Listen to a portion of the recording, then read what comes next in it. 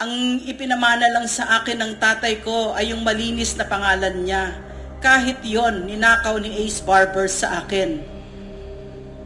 Ang tatay ko was a justice of the Sandigan Bayan when he retired. And he was incorruptible. Hindi nagnakaw ng kahit na isang sentimo sa Pilipino ang tatay ko.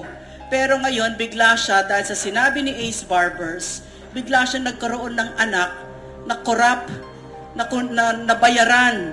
Hindi lang bayaran ng kung sino-sino, kundi bayaran ng mga kriminal, pogo at narco na mga sindikato. Yan ang tinuring sa akin ni Ace Barbers at sinabi niya ito hindi lang sa isang maliit na grupo ko, hindi sa mainstream media. Naka-headlines pa ako ng Krappler.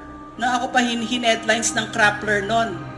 Nanay ako, mga anak ko mga scholar. Asawa ko scholar ng PMA. Bigla na lang nagkaroon sila ng nanay na narco vlogger at pogo vlogger. Ganyan ang ginawa ni Ace Barbers sa akin. Doktor ako, writer ako. Na ang essence ng pagiging manunulat ko ay ang katotohanan. Hindi gagalaw ang ballpen ko, Mr. Ace Barbers, kapag hindi katotohanan ang sinasabi ko, katotohanan ko.